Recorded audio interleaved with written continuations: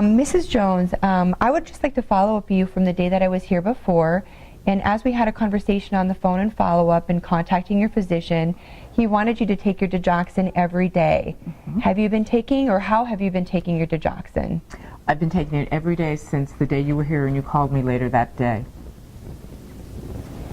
Okay, well that is terrific, and I'm glad that you are following that, because that is how your doctor wants you to take your digoxin. I also had the opportunity to type up your medication list. Remember the list that we made when I was here the other day? I typed it up for you with all of your medications, including your non-prescriptions, your ointments, your over-the-counter medications, and all your medications. Mrs. Jones, I know that we only had an opportunity to speak about the digoxin on the phone the other day because I felt that that was very important to let you know that information right away. However, I did have an opportunity to speak with your doctor about those other things that we had mentioned, such as solving the cost of your medications. You had mentioned several times to me that your medications were so expensive. Oh, yes. So your doctor has decided to prescribe all generics for you. So on your medication list, you will also see all of your medications listed out with brand name and with the generic name, so that you do not get confused between which ones, that they are the same medication. Oh, thank you. Of your medications, not all of them are generic or have generic available, but those that do are on this list. Are there any medications on here that you are concerned with taking generic versus brand? No, not at all. I just didn't know which was which, and I didn't know what ones to ask him to make generic.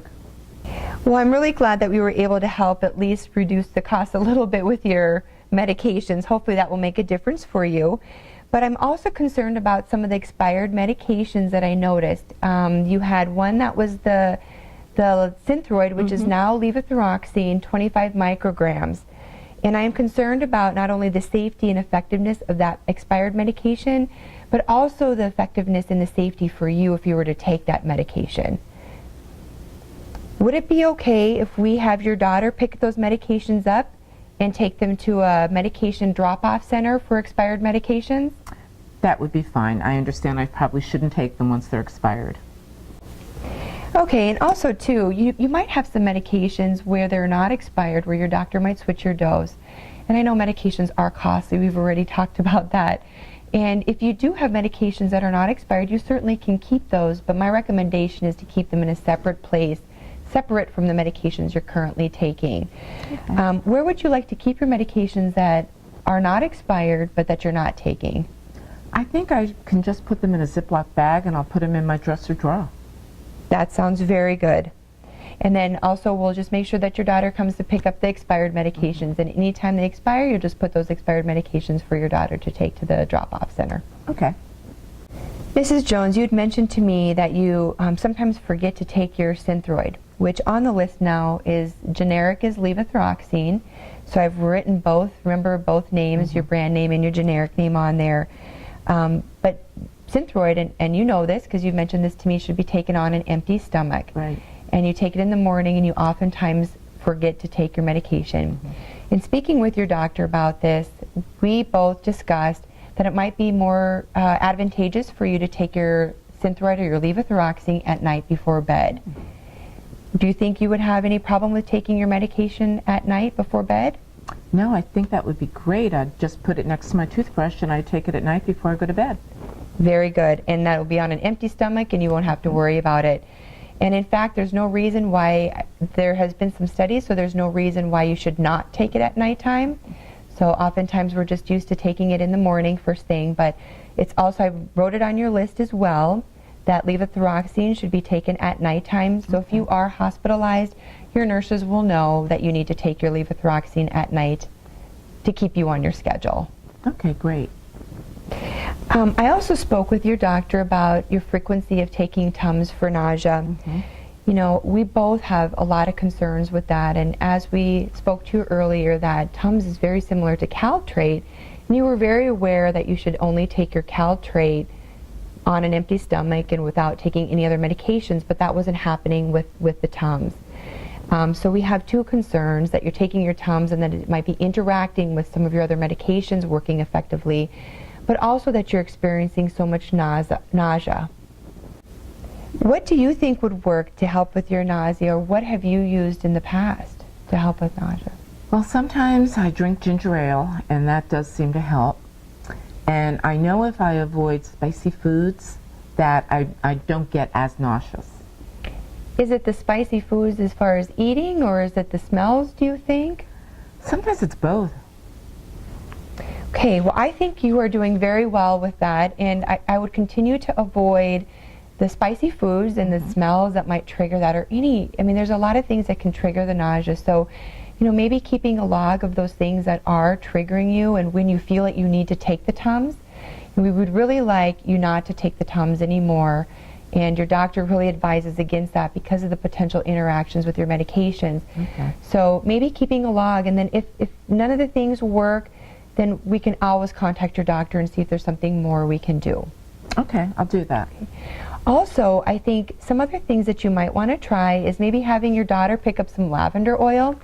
You can just put a little bit on your hand or on your wrist, and then the smell of the lavender helps to help you relax. If you relax, sometimes, when you're tense, it makes you feel tense inside, and it makes you feel more nauseous.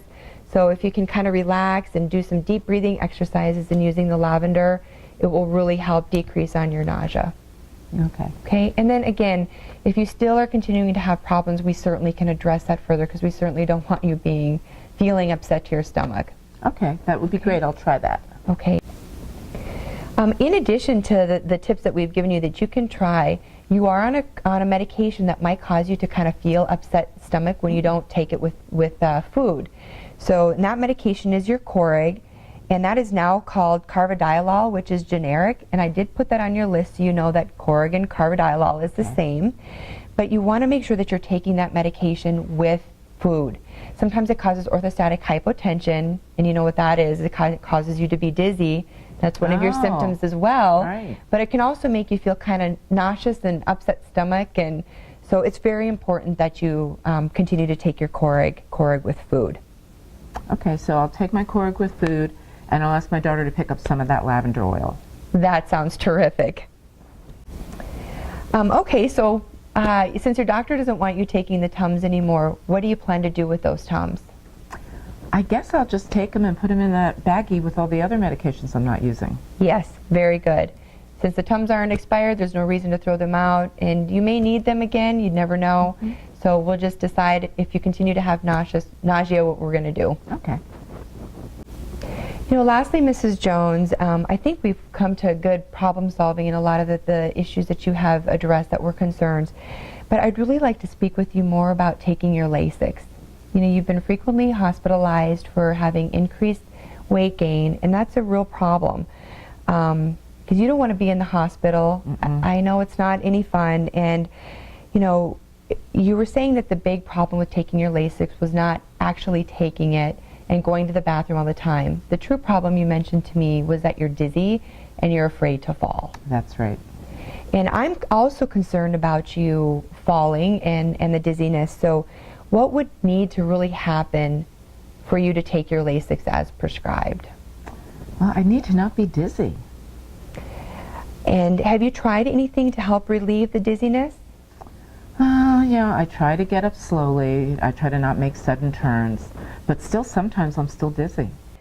Okay, well, let's see if we can help you relieve that dizziness. I'm also afraid that you're going to fall, but I'm also very concerned that you're not taking your Lasix. And that's what's preventing you from taking your Lasix, and let's see if we can solve that problem first for you. Okay. Remember I had mentioned about the Coreg and that you needed to take that medication with food. Do you remember why? It works better when I take it with food. That's correct, but it also, when Coreg is taken, sometimes it can cause orthostatic hypotension. Do you know what that is? Dizziness.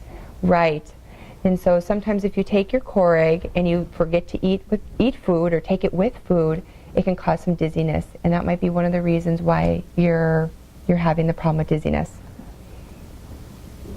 Okay. In addition to taking your Coreg or Carvedilol with food, you also want to make sure, you mentioned to me that you are standing slowly and turning slowly, but when you stand up, try to just pause for a few seconds before you take a few steps. Okay. So your problem you seem to have is that you're dizzy when you walk, so just grab your bearings first and then you can proceed forward. Okay. And then also too, we've spoken so much about the Tums, and the Tums seem to be a big issue because you've been nauseous. So hopefully some of these tips will work great for you for the nausea. The Tums interfere so much with some of your medications that it might be even interfering with Korg and some of your other heart medications, potentially causing you to be dizzy. So as we mentioned, don't take the Tums. And then lastly, drink plenty of fluids. Get plenty of water and juices, and try to stay as hydrated as you can within what your doctor has recommended. Okay, I'll do that.